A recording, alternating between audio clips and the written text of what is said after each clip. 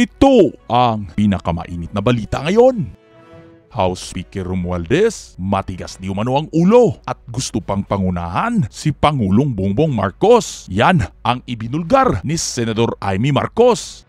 Sa isang interview kay Senator Amy Marcos ay sinabihan na umano itong si House Speaker Romualdez ni President Bongbong Marcos na wag na munang tutukan ang Chacha dahil marami pa umanong problema ang bansa na dapat unahin. Pero hindi umano sumunod itong si Speaker Romualdez. Well, susunod sa kumpas ng Presidente. Sinabi na nga ng Presidente na wag na muna tutukan yung Chacha at marami pa tayong problema. Ba't hindi sumunod? Ngayon, sinabi na nga napaka-divisive ng Project TI nila. Abay, hindi pa rin sumusunod. Ang nangongolekta ngayon ng signature, yung mga public works contractors naman. Akala ko titigil na kasi divisive na. So, this is becoming very problematic and as I've said also repeatedly, lahat naman tayo may kamag-anak na kung minsan pasaway, ay tiyagaan na lang ninyo ako talagang di natin napipili ang kamag-anak. Dagdag pa ni Senator Amy na sa kamag-anak ay meron umano talagang pasaway at ang tinutukoy ng senadora ay walang iba kundi si House Speaker Martin Romualdez. Nauna nang sinabi ni Senator Amy Marcos na nagtatampo umano itong si Romualdez kay Senator Amy Marcos dahil sa pagdepensa ng senadora sa mga Duterte. Hindi umano nagustuhan ng senadora ang ginawa nitong si Romualdez na sinisiraan si BP Sara at ginigipit si President Duterte dahil kaalyado umano nila ang mga Duterte at malaki ang utang na loob nila dito. Yeah, Martin, si Speaker, may tampo sa akin pagkat sabi niya, kumakampi daw ako sa Duterte. And that was around October. I felt na may tampo nga dahil tinatakbutan na si Vice President Sara, tapos inupakupakan din si Presidente Duterte tungkol sa ICC. Abay sabi ko, ba't naman ginaganyan? These are our allies, these are our friends, they have been true and loyal to us. There is no reason to pick a fight. This will be a golden age for Philippine politics. Can get it together and keep the solid north and the solid south. We have nothing better to think of except development, progress, and all the needs of our people. Why are we picking fights? Dagdag pa ni Senator Amy, ang mga Duterte ay tunay at loyal na kaibigan ng mga Marcos. Samantala, Senator Jinggoy Estrada hinatulang guilty ng Sandigang Bayan sa kasong direct at indirect bribery kaugnay ng pork barrel scam. Nitong Biyernes, Enero 19, nilabas ng Anti-Graft Court ng Sandigang Bayan ang kanilang desisyon na panagutin si Estrada sa isang count ng direct bribery at 2 counts ng indirect bribery. Abot sa 9 na taon ang pagkakakulong para sa direct bribery, habang mababa ang 2 taong kulong para sa indirect bribery. Ngunit hindi pa maaaresto si Estrada sa kanyang pag-apela sa desisyon ng Anti-Graft Court. Pinagbayad din ng Sandigang Bayan ng 3 milyon si Estrada dahil sa guilty verdict sa kasong panunuhol. Samantala, napawalang sala naman itong si Senador Jinggoy Estrada sa kasong plunder na may kaugnayan din sa pork barrel scam. Matatandaan na inakusahan si Jinggoy ng pagkuha ng abot sa 55 milyon mula sa kanyang pork barrel kung saan pinadaan umano ito sa mga non-government organization na pagmamayari ni Janet Lim Napoles. Almost 10 years, but still, this is a vindication of my name and I am emerging victorious at this point.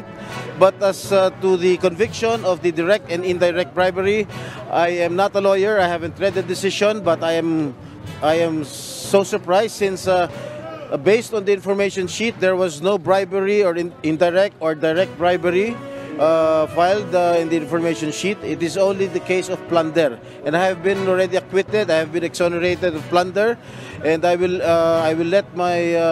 ask my lawyers to exhaust all legal remedies, all legal options available for me. Samantala, nalalagay sa alanganin ang relasyon ni Pangulong Bongbong Marcos sa China matapos pumalag at naglabas ng statement ang China na nainsulto umano ang China sa ginawang pag-congratulate ni Pangulong BBM sa bagong halal na leader ng Taiwan. Sa mga hindi pa nakakaalam, ang Taiwan ay isa sa mga bansang inaangkin ng China na sakop ng kanilang bansa. Ipinatawag ng China ang ambasador ng Pilipinas dahil sa ginawang pagbati ni Pres BBM sa bagong halal na presidente ng Taiwan.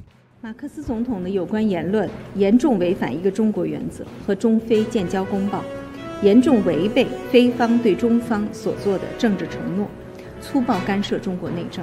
中方对此强烈不满，坚决反对，已于第一时间向菲方提出强烈抗议。 今天上午，农荣部长助理召见菲律宾驻华大使，提出严正交涉，敦促菲方给中方一个负责任的交代。